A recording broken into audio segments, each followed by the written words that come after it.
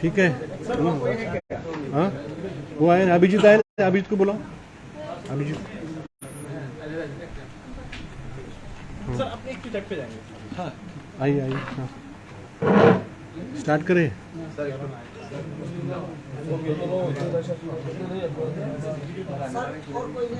आएंगे, एक जन आएंगे।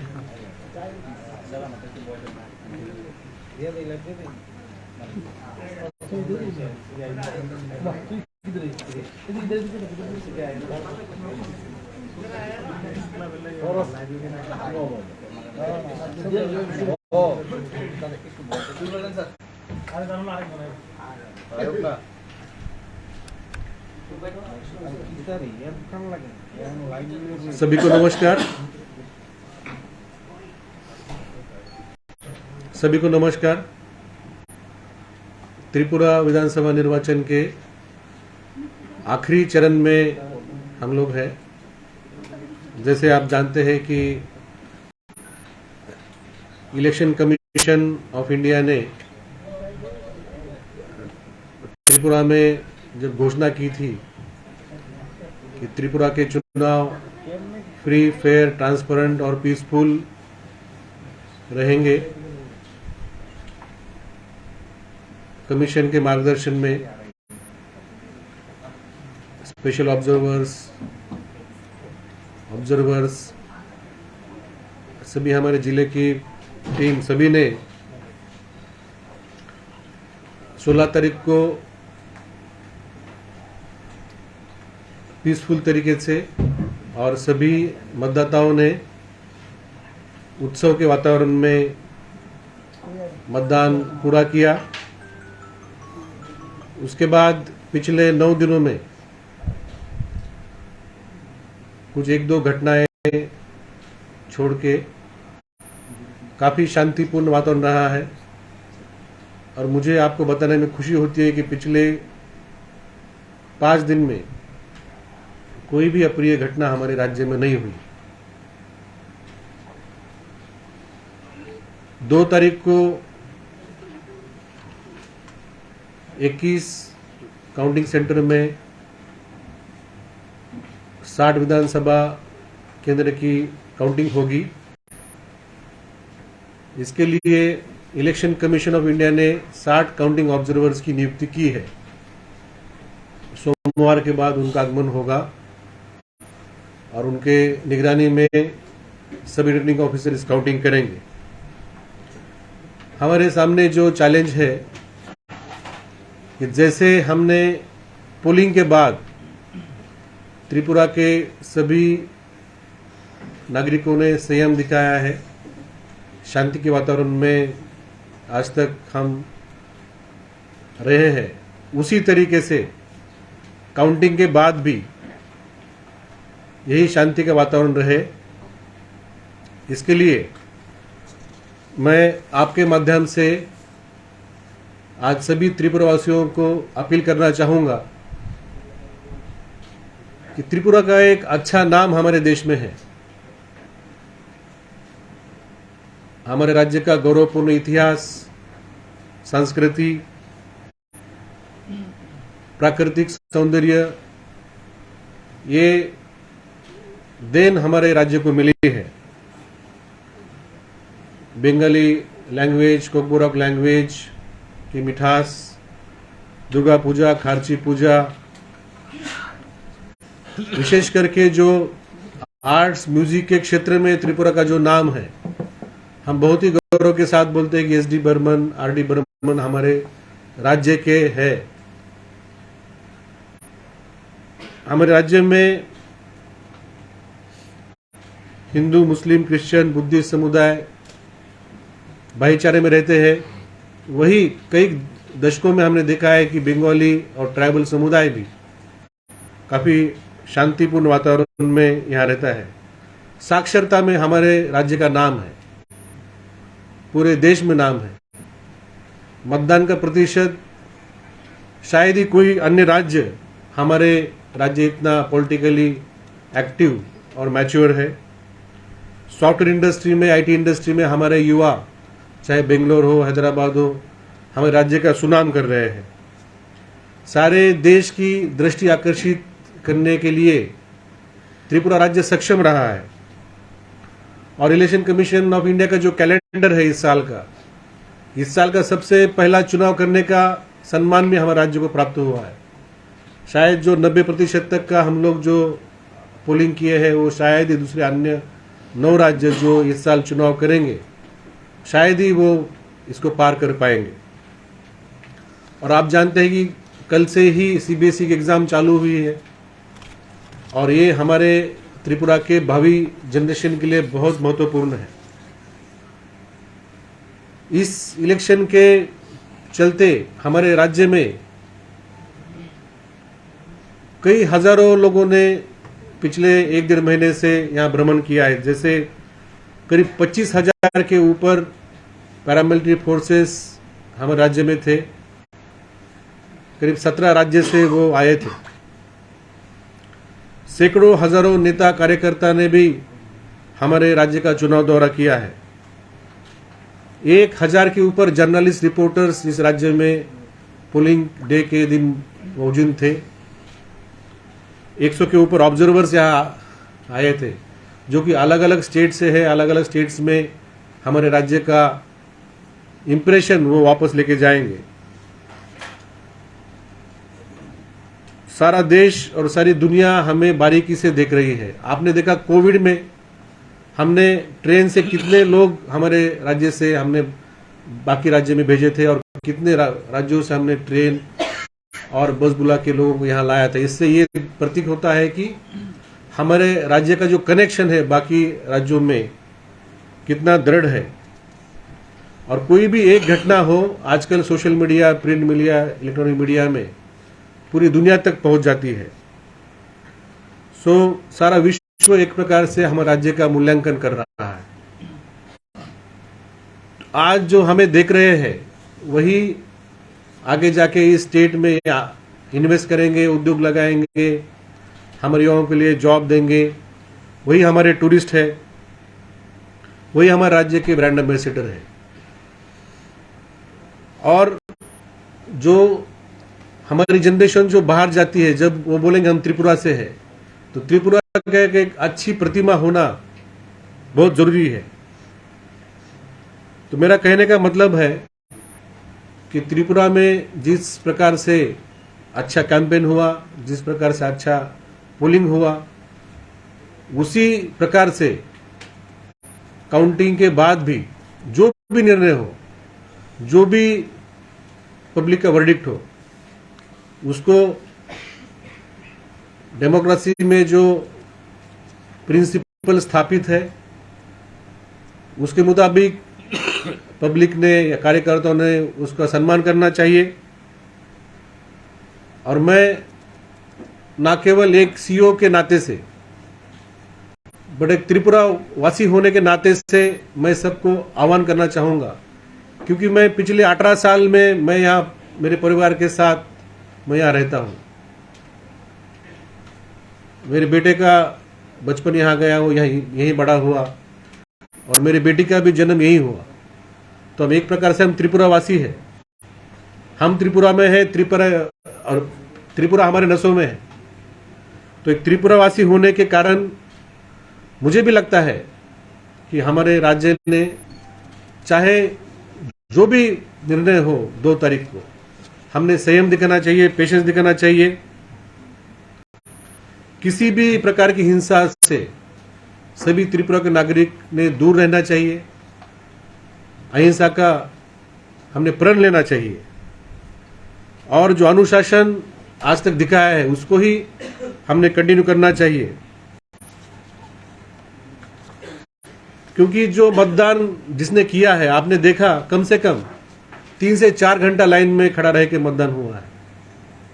वो हर व्यक्ति का अधिकार है, संविधान ने उनको अधिकार दिया है। अगर हम किसी व्यक्ति के खिलाफ, उसके परिवार के खिलाफ, उसके घर, उसका कोई प्रॉपर्टी हो या कोई प्रतिष्ठान के खिलाफ अगर हिंसा करते हैं तो एक प्रकार से हम उनका अधिकार छीनते हैं। हम कानून अपने हाथ में लेके दंडित करना चाहते हैं। ये ना केवल अपराध है, बल्कि मानवीय मूल्यों के भी खिलाफ है। तो मैं फिर से आपके माध्यम से मैं सभी से अनुरोध करता हूं कि 2 तारीख के बाद आप अपने अपने इलाके में शांति बजाय रखें, क्योंकि सिर्फ फोर्स काम नहीं कर सकता। अभी आपने देखा पिछले 4-5 दिनों में चीफ सेक्रेटरी, डीजीपी, हमने सभी जिलों में मीटिंग ली। जो हमें सिक्योरिटी अरेंजमेंट करनी हमने की है, लेकिन जब तक त्रिपुरा का हर एक व्यक्ति, हर एक नागरिक मन में ठान नहीं लेता है कि हम हिंसा नहीं करेंगे, हम अहिंसा के पक्ष में हैं, हम शांति के पक्ष में हैं, ये जब तक हर एक व्यक्ति ठान नहीं लेता, सिर्फ सिक्योरिटी फोर्सेस से काम नहीं होगा। आप मुझे बार बार पूछते हैं, मुझे बार बार बताने में अच्छा नहीं लगता कि इतना फोर्स आया है, वो ये करेंगे वो करेंगे, क्योंकि असल में ये किसके सामने खड़े रहेंगे फोर्स? तो हमारे लोगों के सामने खड़े रहेंगे। अगर हमारे नागरिक शांति में रहते हैं, अनुशासन में रहते हैं, तो इतने फोर्स लाने की जरूरत ही नहीं है। मैं तो ये आह्वान करूंगा कि हमने इस तरीके से हमने काउंटिंग के बाद रहना चाहिए कि अगली बार कोई डिमांड ही ना हो कि इतना फोर्स भेजे। जो फोर्स हमारे पास है, जो हमारे पुलिस है, टीएसआर है, वही हमारा चुनाव कर पाए। और मुझे अच्छा लगता है कि पिछले कई दिनों में राजनीतिक दल, नेताओं ने और आप लोगों ने, सभी मीडिया हाउसेस ने अपील की है शांति के लिए, और उसे रिस्पॉन्स भी मिल रहा है।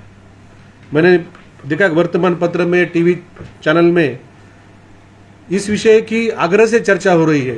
जब इलेक्शन कमीशन ने चुनाव शांतिपूर्ण होगा ऐसा त्रिपुरा के लोगों को आश्वस्त किया था, तब हमारे सामने एक चैलेंज था, लेकिन हमने चैलेंज को फेस किया और बहुत हद तक, चाहे हम 100% क्यों ना सक्सेसफुल हो, एक हमारे नॉर्थ ईस्ट के लीडिंग बंगाली दैनिक है, उन्होंने 17 और 18 तारीख को लगातार उन्होंने संपादकीय स्तंभ लिखा इसके ऊपर, और उन्होंने बोला है कि इलेक्शन कमीशन 95% तक चुनावी हिंसा रोकने में सक्षम रहा है।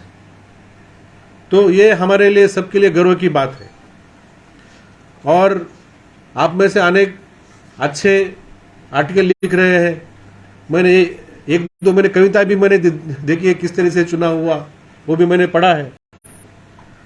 जो हमारे मित्र है, उन्होंने, सुधांशु देव, उन्होंने अच्छी कविता लिखी है। तो मैं ये बोलना चाहता हूं कि जब इतनी अच्छी चीजें हो रही है, तो क्यों हम लोग उस हिंसा में पड़े। तो अभी जो हमारा सबसे लास्ट जो स्तर होता है, पोलिंग स्टेशन होता है। आपने देखा कि डिस्ट्रिक्ट में मीटिंग हुई, पॉलिटिकल पार्टी के साथ हमने यहाँ पे मीटिंग की, एसडीएम ने मीटिंग की, आरओ ने मीटिंग की, हमारे पुलिस स्टेशन में सभी जगह पे कैंडिडेट्स, इलेक्शन एजेंट को लेकर मीटिंग करके हमने शांति का आह्वान किया है। हमने सभी त्रिपुरा के 28 लाख जो मतदाताओं तक पहुंचने के लिए आज हमने ये निर्णय लिया है कि 27 और 28 तारीख सभी पोलिंग स्टेशन में हम लोग शांति सभा करेंगे।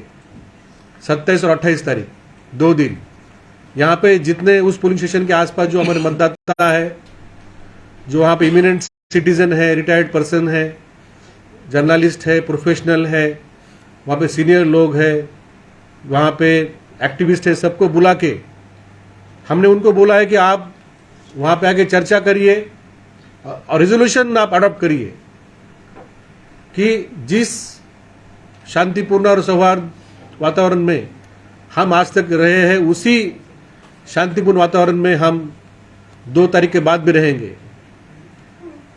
2 तारीख को जो भी निर्णय होगा, गणतंत्र में जो व्यवस्था है, उस व्यवस्था के मुताबिक हम उसका सम्मान करेंगे।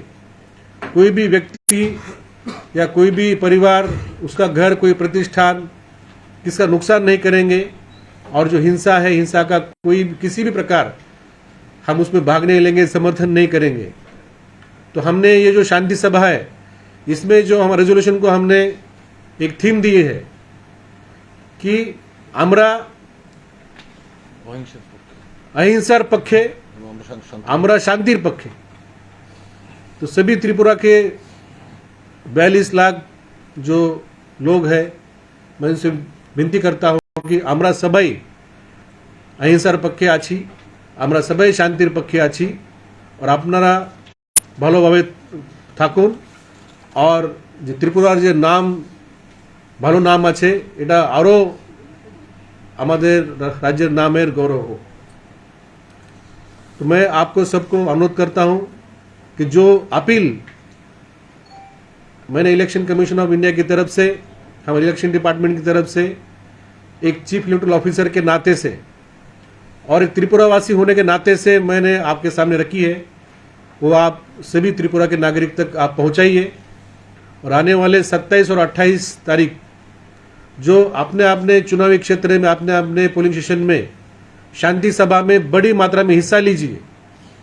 और जो शांति के पक्ष में है, जो अहिंसा के पक्ष में है, वो सामने आए और बताए कि मेजॉरिटी मतलब सभी लोग शांति के पक्ष में है।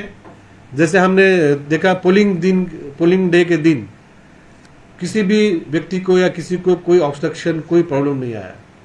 तो मुझे पूरा विश्वास है कि 2 तारीख के बाद भी ऐसा कोई भी समस्या नहीं होगी और जो भी निर्णय होगा उसके बाद हमारे जो सामान्य जीवन है, सामान्य रूप से वो चालू हो जाएगा। आपका सभी का धन्यवाद। सर मेरा एक क्वेश्चन है सर, जैसे काउंटिंग सवाल इसके लिए जो आपने दिया है काफी सारे इंस्ट्रक्शंस हैं सर। जैसे मीडिया पर्सन जो अंदर जाएंगे तो साथ में मोबाइल अलाउ होगा कि नहीं? अगर अलाउ होता है तो मोबाइल हम आपको मीडिया रूम तक अलाउ करेंगे। हम वहाँ पे वाईफाई देने का भी हमारा वहाँ पे प्लानिंग है। आप मोबाइल का इस्तेमाल मीडिया रूम तक कर सकते हैं। और मीडिया रूम के बाद जब आपको हम लोग लेके जाएंगे काउंटिंग हॉल में लेके जाएंगे, तो गाइडलाइन में दिया है कि स्टिल कैमरा होना चाहिए। तो मैं देख रहा हूँ कि बहुत सारे लोग अभी अच्छे मोबाइल आप लोगों ने लिए हैं जो कैमरा की तरह ही चलते हैं। तो मेरा आपको रिक्वेस्ट है कि अगर आप इस तरीके से समझो कैमरा यूज करते हैं तो आप करिए, लेकिन उसका मोबाइल मत यूज करिए। जो उस कारण उसका क्या है कि आप जो उसमें जो भी छवि लेंगे वो आपके इस्तेमाल के लिए है। उसका तुरंत स्प्रेड करना आपका मीडिया हाउस में आप तुरंत दे दीजिए, लेकिन सोशल मीडिया में वगैरह उसको ऑफिशियल हैंडल में ही आप शेयर करिए। उसका कोई ऐसा मतलब वहां से कोई कॉल ना करे। तो ये जो डिसिप्लिन है, हमारे ऑफिसर आपके साथ रहेंगे, तो आप उनको आप सहायता करिए।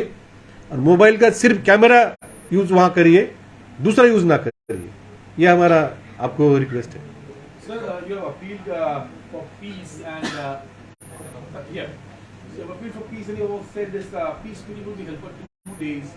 And on the polling day, you had appealed previously about peace. Though some incidents have happened in the aftermath of the election poll day, there were a couple of incidents, almost 20 to 23 incidents happened. So, what is the apprehension? So, what is the threat perception till now? Those many incidents were not there. Actually, those many FIRs were there. So incidents were very less. We have done a detailed analysis. We don't want even a single incident. And our planning is such that not a single incident should happen in the state. And the amount of awareness political parties, media houses, as well as our election machinery is making in the state, I am sure that our all apprehensions will be false and then nothing will happen. So there is some apprehensions. We have to anticipate certain aspects going by the previous incidents, and for that we have to always remain ready and prepared, and we cannot afford to remain complacent. But the peace which we are seeing in last 1 week, especially 1 week, that gives us a lot of confidence and lot of hope that this time after counting, and we are taking certain measures.